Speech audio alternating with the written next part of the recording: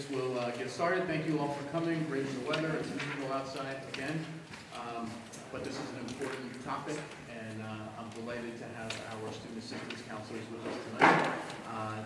And you know them, Lisa Larulo and Alex Emmers, who've been here before. So the topic that they are going to discuss with us is LGBT youth. This is one of those critical areas, truly critical area for us as a school district. It's common knowledge that students who are either lesbian, gay, transgender, bisexual, questioning, queer, youth, whatever the term for these students, they often face some of the greatest prevalence of risk behavior or behaviors that are problematic. They're targeted often in terms of bullying, and it's something that, of course, we take very seriously, those students who are most vulnerable among us. I had read an article, I want to say maybe 5 years ago, that I found very interesting. I was looking for it today, but the crux of it was that the more accepting parents are of LGBT youth, the better the outcomes and the less likely that those children will have problematic behaviors. And what was interesting to me is there was sort of a range of acceptance from, you know, absolutely no acceptance to just embrace and enthusiastic acceptance. And right along the line, there was a similar correlation to, or a drop, I should say, in risk behaviors. So I found that interesting. I thought about it today, and I think this is an important topic, and we really do appreciate you being here. So without further ado, Lisa Larulo. Good evening, everybody. So I'm the student assistance counselor up at the high school. I'm also advisor for the Gay Straight Alliance at the high school. I have been an advisor for the Gay Straight Alliance for many years. When I first came into district, I was first a health teacher. So I spoke about LGBT within the classroom as a health teacher, but I would always have kids come to me and say, you know, why don't we have a GSA? And I really felt like it was so important for that to exist for kids. Even just knowing that there's a club, even if a kid identifies as LGBT and they're not part of the club, it's very helpful for them to know that there is a club that exists for them, so that they know that this sort of sends this message of acceptance. So even if they're not part of the club, they know it exists. It's very helpful for them. So as an advisor for GSA, I've seen membership kind of go up and down over the years, and it really just depends on the kids that want to get involved in what they want to do and how they want to advocate, or if they don't want to advocate and they just want the support. I really leave it to them on how they kind of want to run the club, but I've always felt that it's just something that's really important for them to have a space, some type of safe space and some sort of place that they can go and be themselves, and they're not questioned about, you know, their orientation or how they identify. Alex and I began doing these programs last year. We were going into every school, and we presented to all faculty as part of our professional development, that we went into all the schools and started talking to all the teachers about the importance of identifying who these kids are, maybe, but also identifying that these kids just exist, and how important it is as an educator to be inclusive and to be sensitive to some of the things that these students may be facing, because they are at risk for a lot of things, and that's why it's so important to have an awareness. The other thing that sort of sparked this is that we had transgender students in the high school, and so there was a lot of questions of, how do we deal with a transgender student? How, you know, people were asking all sorts of questions, whether it was faculty or students. And it was really very important to me to make sure that people were getting educated. So that kind of also prompted Alex and I to have a conversation about, we need to get this information out, talking to Mike, and really saying we need to get into all the schools and educate the teachers. In educating all the teachers and the staff, they said, when are you going to talk to parents? And that's where we said, okay, we have to have a parent program, because if we're getting all of our staff on board, and this is something we as a school district believe in and are advocating, then parents need to know about it. So that's what prompts kind of bringing this about as well, okay? So hopefully you leave tonight with some information. If you have questions, certainly you can always come back to Alex and I. We also have a representative from Pflag Pflag is an organization that helps families and gives supports to families that have family members that identify as LGBT. So Hannah will be also speaking tonight, and she's got lots of information. Okay, so we'll get started with the program. So some overview of what we're going to be talking about, just some self-awareness, why it's important to understand this population, understanding the basics of sexual orientation, identity, and behavior. What do you just know in general for yourself about this population? And this is the question we sort of ask faculty. How do we help these students? But even as parents, how do we help our children to make them feel supported as well? Question. So one thing that is really important to recognize is our own biases. And we all have our own biases. And that can certainly be at play when you are dealing with a child or somebody you know that identifies as LGBT. And so that's why I ask these questions. I'm not asking you to answer them out loud. It's really just to yourself of how comfortable your level is when you're looking at this population. So would you be comfortable knowing that your child's third grade teacher was gay? If you found out your son or daughter was gay, would it be difficult for you to tell other people? Would you be comfortable working with a woman who wore men's clothing? And when people tell me that they are gay, are you comfortable hearing it? So it helps you to check in with yourself what your own biases are, because that definitely is at play when you are having a conversation or you're trying to have a relationship with somebody that identifies as LGBT. Okay, so these are some real basics of definitions, and understanding what these definitions are is important because there's a lot of terms that float around out there, and sometimes people are like, I don't know what that is, and they get really confused. So it's really important to be educated and understand what the meanings are.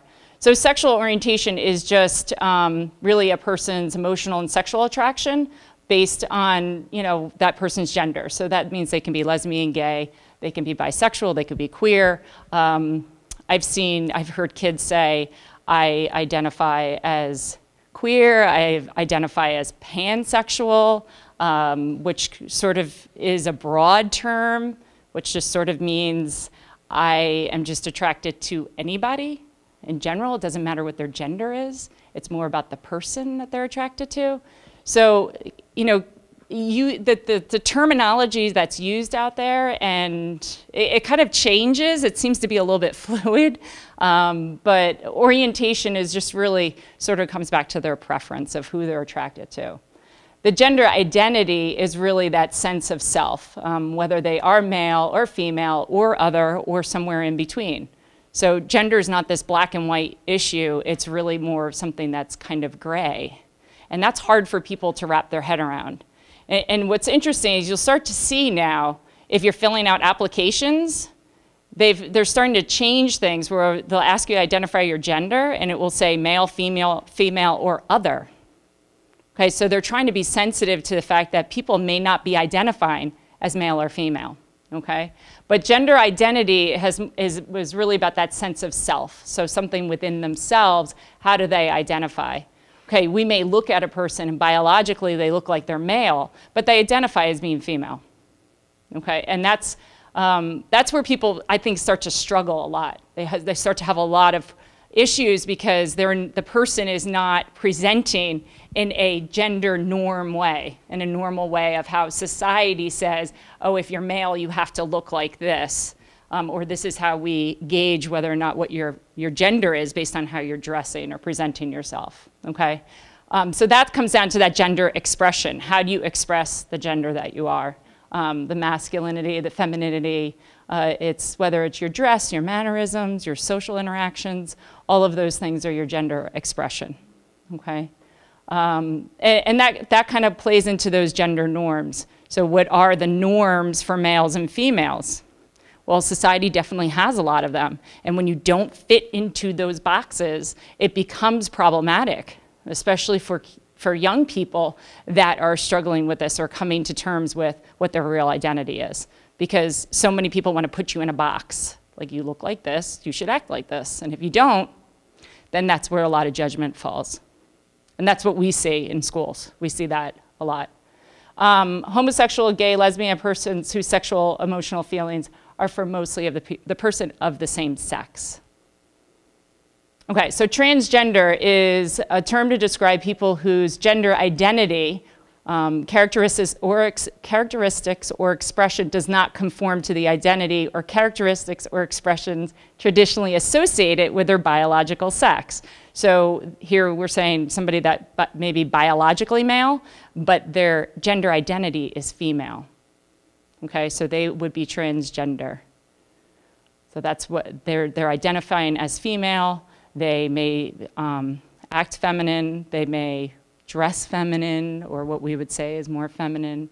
And they may even take a more feminine name. They may change their name, but that's transgender. Queer is an umbrella term that just encompasses gays, lesbians, daughters, sons, androgynous. I mean, there's people that they identify as being queer, but it's just because their parents are gay. So they call themselves queer because they feel like they're very much part of the LGBT community, but they themselves, their sexual orientation could be anything, okay? But they just sort of identify themselves as queer. So it's just a very broad, general term. Questioning is really when a person is going through this state of sort of questioning their sexual orientation. And that's very common at an adolescent time period for that to happen. Allies. Allies are super important for this community, this group of people. Allies are so important because these are the people that support the LGBTQ community. For Alex and I, because I run the GSA, she has the Acceptance Alliance at the middle school. It's predominantly allies who are in the group, and these are just kids that don't identify as LGBTQ, but very much are sympathetic and supportive of that population of kids. So allies are super important because they're the ones that stick up for those kids, and they're the ones that are going to say, we need to include everybody, okay? But we also need adults like that.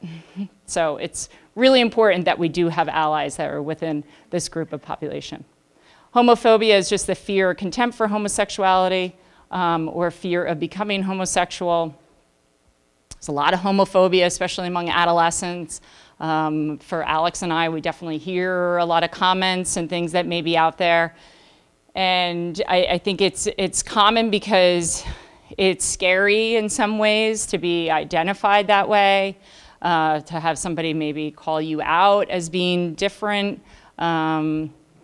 There's a lot of sort of emotional things that are kind of attached to that, and why would somebody act in such a way to be homophobic? I think a lot of times it's just out of fear. They lack a lot of knowledge. They're scared themselves of being revealed or identified.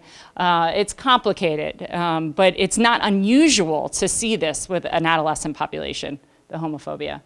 And heterosexism is just a presumption that everyone is heterosexual.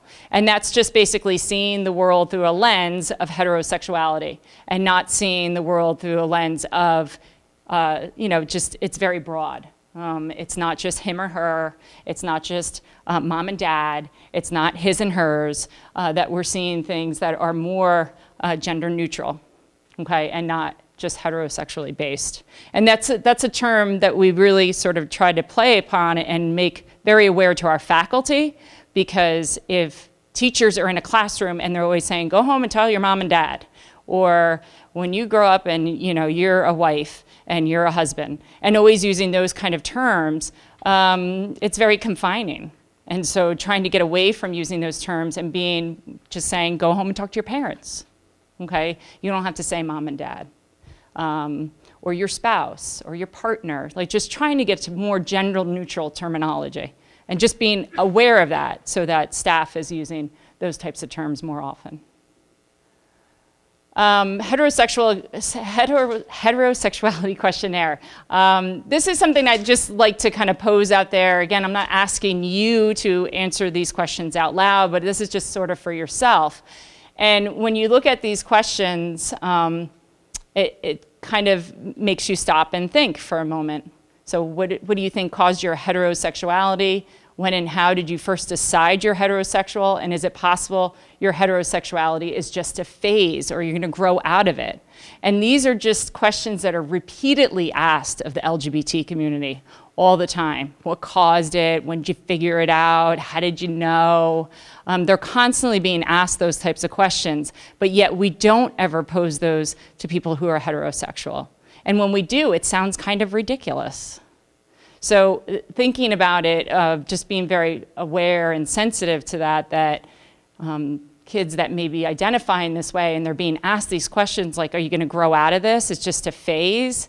You'll get through this, is very condescending in a lot of ways, but you're also sending a message of, I don't really accept what is going on for you. And for this population, that's what they want more than anything, is people to accept them. Okay, so they feel not accepted as a result. Okay, so why is this all important? We're gonna show a quick video clip. This is of high school students' experience. School for me is scary. It's not fun. I dread going to school every morning and being in a classroom full of people who do not share the same interests and values that I do. It's scary because I don't know how people are going to perceive me when I dress a certain way or if I present myself a certain way to different people.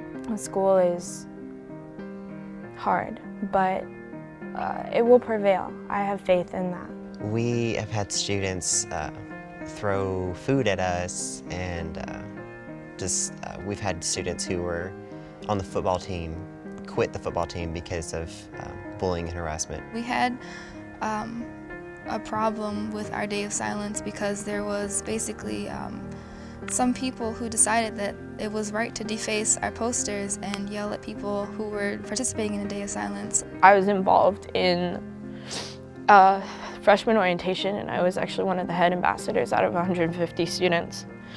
I got my privileges revoked because some parent of one of the kids that was in my group called the school and complained that I was their leader and that I was not fit to be a student leader.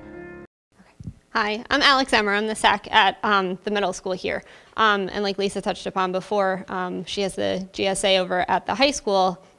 Carol Soder, our 8th grade counselor, just started with me the Acceptance Alliance, which is not specifically for LGBT students, though that's part of it. It's also for all religions, all races. It's just kind of acceptance in general, just to kind of pull the same type of acceptance club and location and safe space for kids to go to. So we do have that at the middle school also.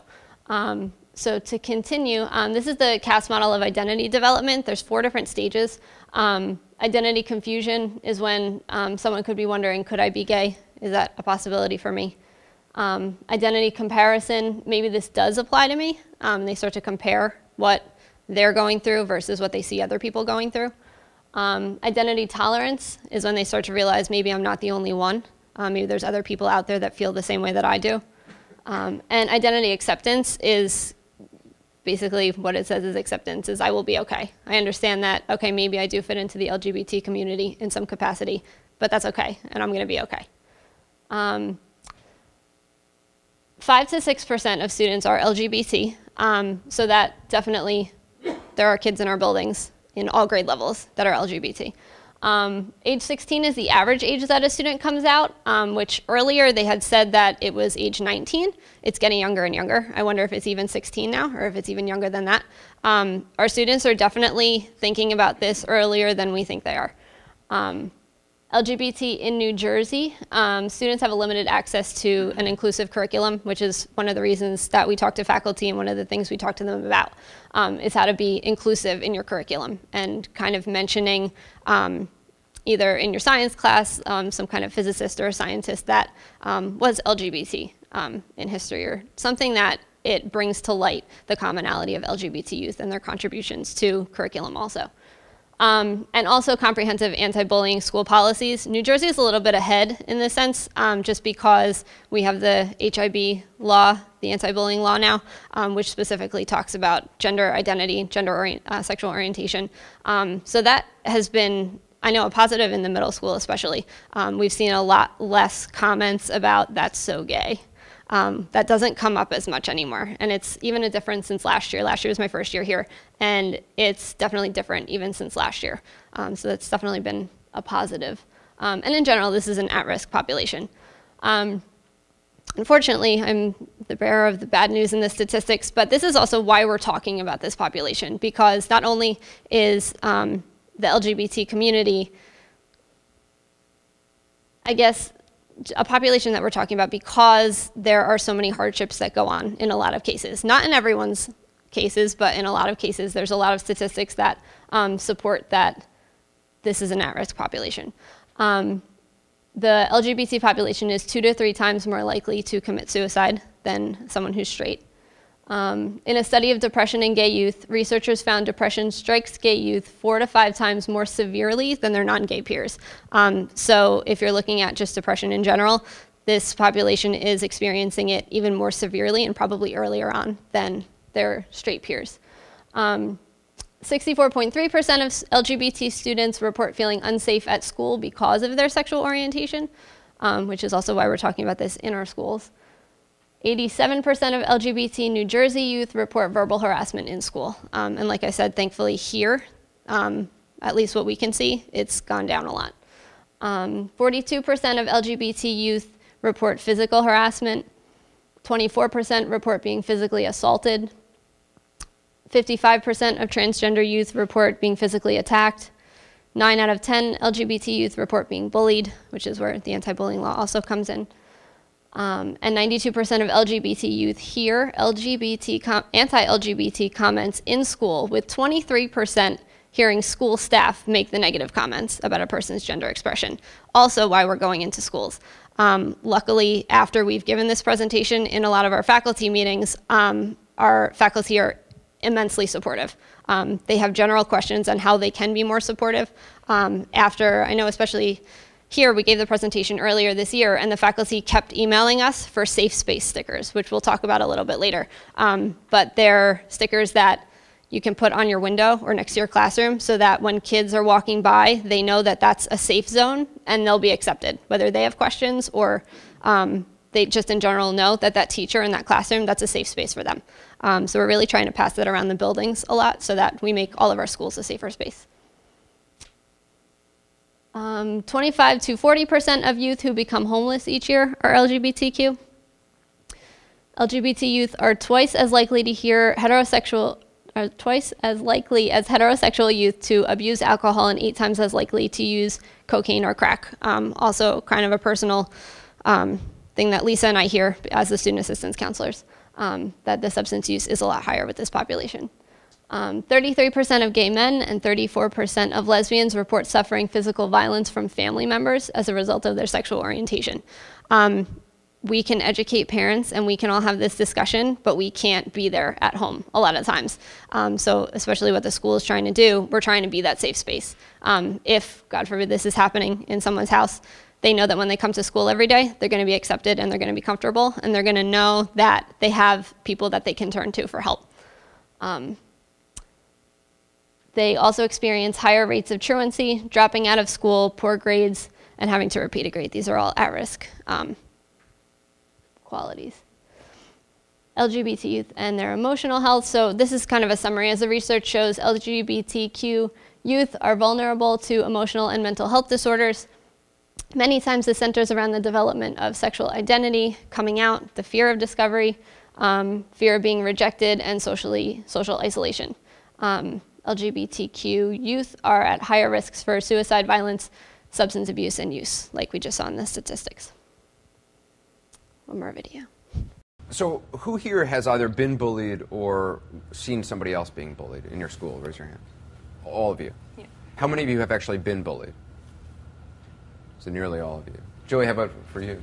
I came out of the closet as gay in 8th grade, and ever since I've been bullied. I was, for lack of a better word, and still am, the school faggot.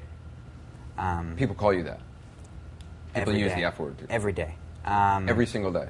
Probably about, give or take, 10, 12 times a day. There was a point where a kid had a knife on school premises and said, "I'm going to kill him. I want that faggot dead." And I had to transfer schools. And before you had come out in 8th grade, were you well liked? I mean, did that change things coming out? I was well liked by everyone. I was that kid that was quote unquote normal. I had friends. I was on the wrestling team. I was that kid that everyone liked, and literally within a day, it was all taken away from me. Everything gone. How's your new school? I had to go through the coming out process all over again. It's difficult. I felt for the first 3 days kids didn't know I was gay, and I was accepted again. And it was that feeling of knowing that when I do come out, I have to choose between being myself or being accepted by the kids. And I couldn't have it both ways. It's either you're accepted by the kids and making pretend to be someone you're not, or be true to yourself and be harassed to the point where you don't even feel like a human being anymore. You think that's part of the reason some people bully, is that they're afraid that if they don't, they're going to get targeted? Yeah. Peer pressure has a lot to do. Okay, so some other issues that are certainly, this sort of piggybacks on everything that Alex said with all the statistics and everything, but you know, when young people are coming to terms with their orientation, they're all at a different level of acceptance and their own awareness of where they are. So we really sort of encourage adults to not specifically ask them, like, to go up to them like, are you gay? Do you think you're a lesbian? It's not necessarily, that's probably not the best thing to do. I think it's really just trying to have an open communication with your child, that your child feels comfortable, so that when they are ready to say something, they're going to say it on sort of their terms, and they're not being sort of forced to sort of talk about it. You know, we've also encouraged our staff to not sort of out a kid or say something, you know, it just seems very insensitive. But I think even as a parent, to ask your child that, you don't really have to do that. I think it's really about the relationship you have with your kid, that you have this open relationship, that they'll come to you, they'll talk to you when they're ready. Most of the time what we see, what Alex and I see, I mean, I've taken several kids through the coming out process, and they are petrified of their parents knowing, petrified. And almost always it comes out great. But they are so scared, so scared, that they're the last people they want to tell that they're coming out. And so really just having another adult for them, and me being that adult to kind of bounce these things off of them, I think just helps them to get a comfort level of telling an adult, being around an adult. It's helpful for them. But, you know, I think that kids oftentimes, they don't want to disappoint their parents in some way, and they feel like they're disappointing them. They're so scared of the reaction. So, you know, it's, as I said, I think it's just as a parent, just having that relationship you have with your kid is just so important, and keeping that an open relationship so that when they are ready, they're ready to come to you and talk, okay? If you are a parent sitting here dealing with this right now, or you feel like you might be, that relationship is just so important. So for kids, you know, for them, when they're going through this process, it's just that fear of rejection, the fear of the judgment, the fear of being discovered, that sense of being isolated. So many of these kids feel like, oh, it's just only happening to me, and this is such a horrible thing. And that's sort of the adolescent angst in general. When kids have problems, they think that they're on an island all by themselves. And so what's really super helpful is if they can meet other kids that are dealing with those things, and then all of a sudden they're like, oh, I'm not alone. And that's why a GSA is so important for these kids, because then they know, oh, there's other people like me, and I don't feel so all alone. But that sense of isolation really puts them at risk, because when kids feel isolated, that's when things can get really dangerous, where they can become depressed or suicidal or into drugs. And that's really what we don't want. We don't want kids to feel isolated and alone. The media and stereotypes within the media, and even within education, you know, some of these stereotypes that are out there really not helpful for them, because sometimes the stereotypes only just reinforce some negativity about the LGBT population. But, you know, on the flip side, the media can also be really helpful, because there are a lot of things that are out there within social media that allow them to connect that they can connect to a community and they can talk to other kids. I have a lot of kids in the high school that's what they do. YouTube like saves their life, no joke, because they get connected to these kids that are YouTubers and they watch their videos and the coming out and the process of how it's been for them. It's so helpful for them to watch that video and be like, oh, they're doing it and they're okay. They're okay. So, sometimes the media it has that other flip side. It can be super helpful. But there's also those negative stereotypes that still exist out there. Many youth that are struggling may make other derogatory comments about LGBT. We talked about that homophobia. So they may make some negative comments about that population because, again, the fear of discovery within themselves. So if they deflect and make something negative about others, maybe people won't think this about me.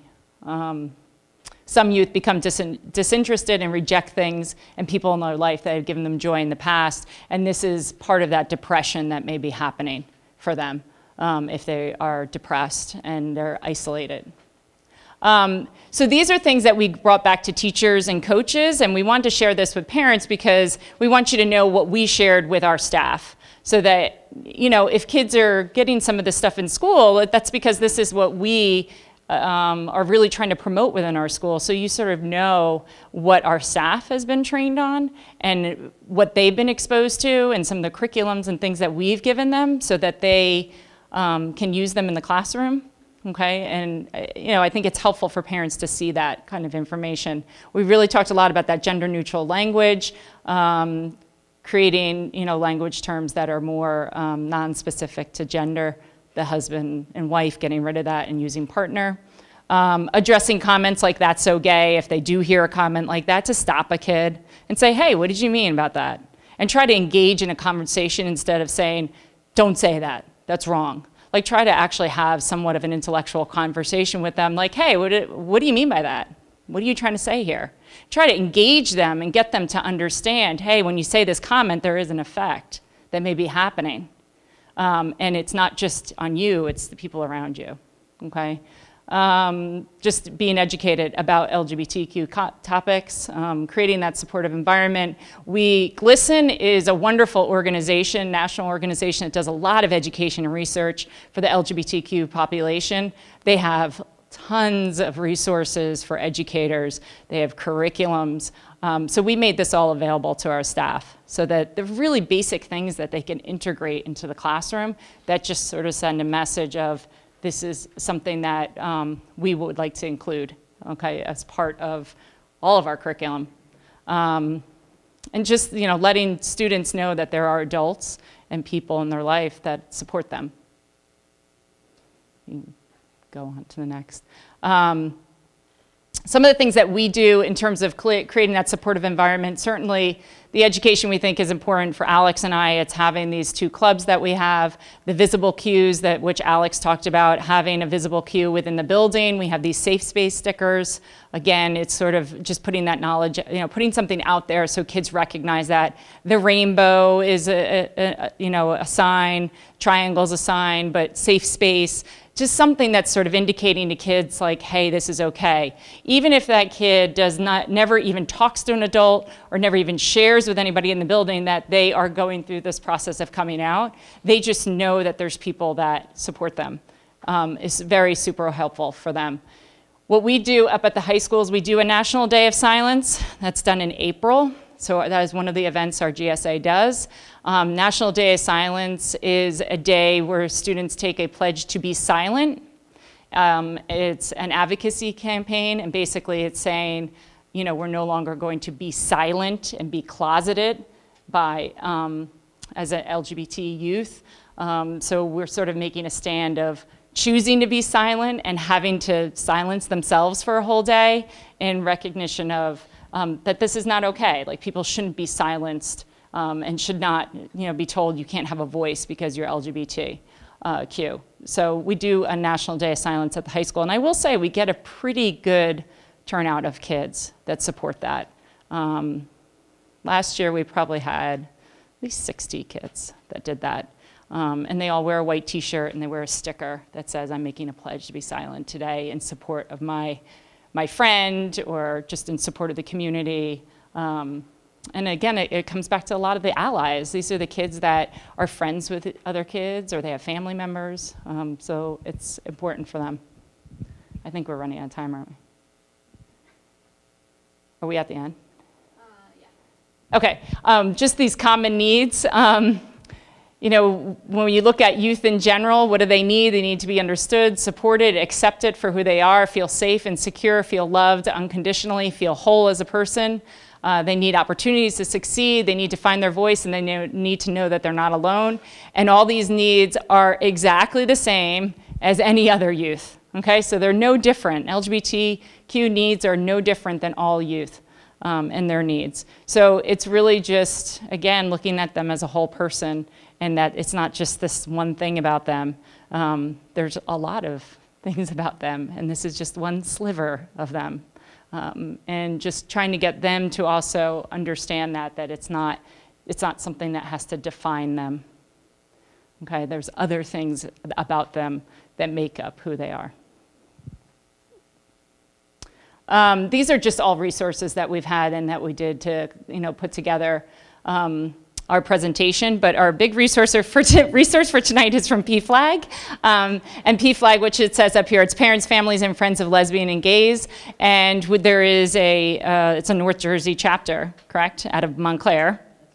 And it's a really wonderful organization that is super supportive. And I'm going to give it over to Hannah so she can talk a little bit about Pflag, and certainly questions. You're probably a great person for any questions on that. Okay. Can you hear me? Oh, hi, I'm Hannah Lieberman, and I'm from Pflag, North Jersey. We meet in Montclair the second Thursday of the month. I have been going to Pflag. I realized, I can't believe it, I feel like a dinosaur, 15 years. My son was 16 when he came out, and he's now 31. He was a sophomore in high school. We're from Westfield.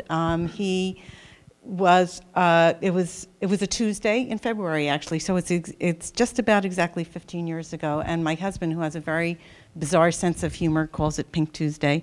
And my husband's very supportive and wonderful, but he just has a weird sense of humor. So the way that my son came out was to leave us a letter on our kitchen counter one morning. And it so happened that back then on Tuesdays, my husband went to work late. I also did. I work in an after-school program. And my son left the house at probably 7 o'clock in the morning because choir was his first period class. And so he knew we were still sleeping. He left this note, very short note that basically told us that he was gay and that nobody made him that way, that that's who he is. And the student assistance counselor helped him write this letter. And so I always tell people in Pflag that I'm so happy that he did it that way, because I happen to have a very expressive face, and I'm not always sure what that expression is. And I don't know what my expression would have been had he said it to us in person, boom. So him writing that little letter to us gave us a chance to gather our wits about us. And my husband and I spent the morning discussing and writing down things that we were going to talk to my son about when we got home that night. So we left him a note and said, thank you so much for sharing this part of you with us.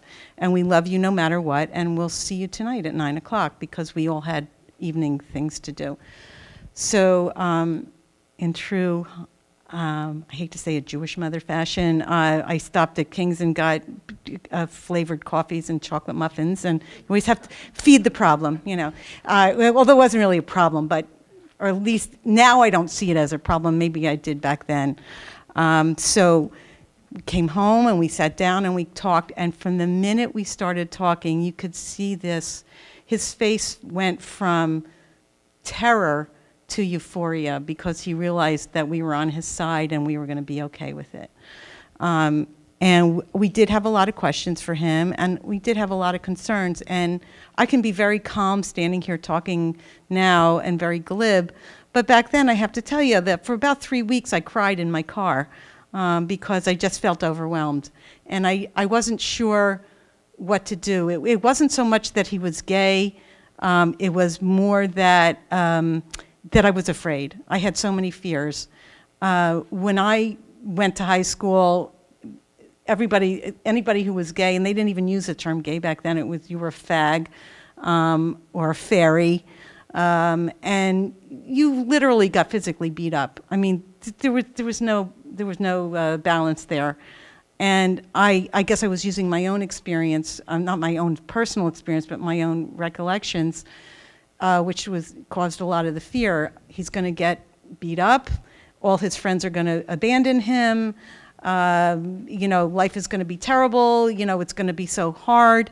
And to complicate matters, my son had an IEP. He had learning issues, and he was going through a snotty teenager phase. So, you know, it was this tapestry of things that made things just very tense and difficult.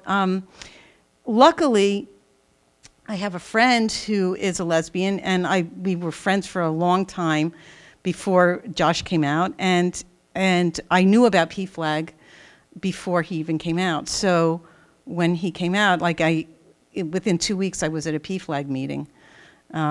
And my friend, I didn't tell her for a little while because I was still grappling with my own reactions, and I didn't want her to think that I was crying because he was gay, because then I thought that she would think that that was a judgment of her. So when I finally told her what was going on, I said, well, you're talking to the newest member of Pflag. And she said, great, if I can be a resource for you, I gladly will. And she was wonderful for him. I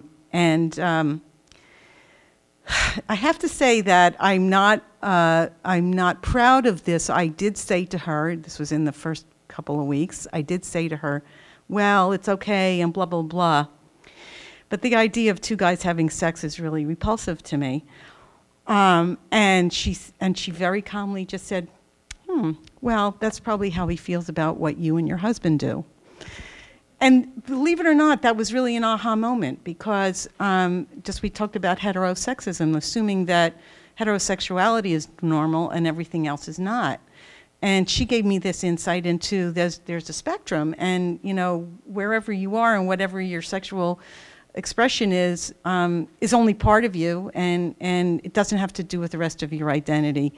And what I consider normal is normal for me, but it's not normal for other people. So that was extremely helpful. As far as the friends go, we realized that he had told most of his friends a whole year before he told us. We were kind of the last to know, and that's pretty common. So that was a relief, and he happened to be kind of a popular kid in terms of he was in theater and dance and music, and he had very good musical taste, and so he had a lot of friends, and they didn't abandon him at all. Okay, so we say, okay, well, blah, blah, blah, can we tell the family? Can we tell your sister? He has a sister who's 3 years older, and she was at Rutgers at the time. And he said, no, I'm really happy with the way things are. Okay, great. So we have a saying in Pflag that when our children come out of the closet, we go in. So now we had to go in the closet, and it was very, very hard for me. I tend to be a big talker, and very hard to keep this to myself. But I had to respect it because it was not my story to tell, it was his story to tell. So fast forward about 6 months at Westfield High School, they have something called Club Day in the fall, when all the organizations put their information tables out in the courtyard during lunchtime. And he had lobbied with another student, the administration, to start a GSA at Westfield High School, and got permission, and it was all set up. So he tells me, I'm going to sit at the GSA table all by myself. Oh, all the fears come out all over again. So I called the vice principal and expressed my concern, and the principal went out and stayed there the whole time, and everything worked out great. In fact, he called me from the vice principal's office that afternoon and said, I got 75 kids to sign up for the GSA, which was fabulous. So it was a lot of his friends, a lot of allies. At the time, I know that he was not the only gay kid at Westfield High School, but he was the only out gay kid at the time. So, okay, this is fine, I breathe. And then he says, oh, by the way, I'm going to be coming home late from school because somebody from the school newspaper is interviewing me about the GSA. So I said, oh my God. I said, okay, Josh, the entire town of Westfield is now going to know you're gay. Can I at least tell your sister? So, okay, yes. So I actually sat down like 2 minutes later, and this is what I wrote. I'll just read some of what I wrote. I wrote to my daughter, Dear Emily, we wanted to tell you something which may or may not surprise you, which we hope you will be understanding and supportive of, since the bottom line is that we are a family and we should be able to know that we can count on each other. At the beginning of February, Josh let us know that he is gay. He had known for some time and was struggling with telling us about it for fear of what our reactions would be. First, he told most of his totally trustworthy and supportive friends, and then some faculty at the high school, including Ms. Mazarise, who helped him write a letter to us. Ms. Mazarise was the student assistance counselor. We love Josh no matter what and support him completely. We have joined a group called Pflag, which stands for Parents, Families, and Friends of Lesbians and Gays. We've met many other parents, sisters, brothers, and friends of gay people who get together for advocacy, education, and support of each other and their gay family members. We are very proud of Josh for the courage it took to come out at such an early age. And then I just went on to say that even though, we know you fight with each other, we hope you'll be supportive. And so I sent that off to her. Well, first I called him at this vice principal's office and read it to him and said, is this okay? And he said yes. Okay, so, and then I sent off a copy to like everybody that I could think of in the family and my friends, and it just, this is what's going on. And I have to say that our story is a pretty positive one. We got a lot of support from our family members. Even my aunt, who was 81 years old at the time, said we love you no matter what. We support your actions and reactions. And so it was a pretty good deal. He did help with start the GSA, and he was also involved in getting his drama teacher to stage the first high school stage production of the Laramie Project, which is about Matthew Shepard. And he got so involved in every aspect of it that jokingly one of his friends called it the Lieberman Project, instead of the Laramie Project. But it was a wonderful experience. There were some interesting things that went on. When I want to talk a little bit about Pflag because it's an absolutely outstanding organization. The minute I walked into Pflag, and my husband and I walked into Pflag, we felt like we were home because we could say anything. We didn't have to think about how qualifying our sentences or what are people going to think. And at the time, Josh was 16. He was the youngest offspring of anybody in that room. And I have to tell you that you're right, that 16 is way high. It's down to about 12 or 13 now is the average age that kids come out. And I think a lot of that has to do with media. We were around when Will and Grace was like a big deal. That was like, oh. But now it's, they didn't have Straight Eye for the, Queer Eye for the Straight Guy, all these other programs. What was I going to say? So what was I talking about?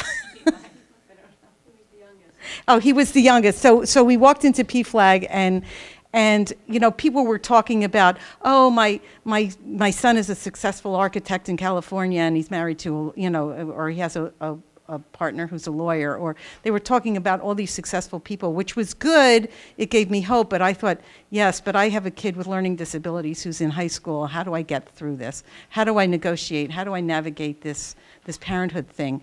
And it's just like any other support group where people help you with situations. At one point, Josh told me that he wanted to go out with a guy who was like 15 years older than him, and I went, and also I thought, trying to be politically correct and do the right thing, and so I called another member, and I said, who had older kids, and I said, what do I do? And she said, well, what if your daughter was 17 and wanted to go out with a 29-year-old? Would you let her? And I said, no. She said, well, it's the same thing. So, it was like, okay, bring me back down to earth and, trust your instincts, So we all help each other out. it's not just a support group, it's also an education group. So we do talks like these, and we do workshops, and we go to corporations and colleges and speak to student groups. It's also an advocacy. So we work on civil rights of GLBT people. We've marched in the Gay Pride Parade. I love the Gay Pride Parade in New York. It's the most wonderful thing. And I want you to know that whatever the media portrays is only one side of it. They usually show the most extreme stereotypes, like the half-naked people or you know, the people in leather or whatever. And that's okay, that's fine. But there's also the gay teachers and the gay lawyers and the gay policemen and the gay firemen, and media never shows that. So just want to put that out there. Another interesting thing was responses from other people. I belonged to an artist group, and it was my time to do the refreshments, and I was talking to this other woman who, if any of you remember Dana Carvey's Church Lady, this is what she was like. Lovely woman, but that was her demeanor.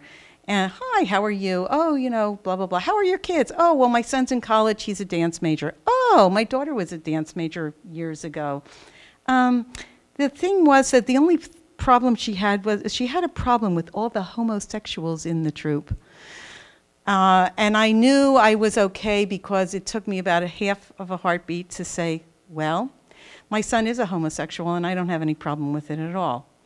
Now, if I hadn't gone to Pflag, I don't know, I probably would have because I have a big mouth, but it didn't take me as long to get to that place.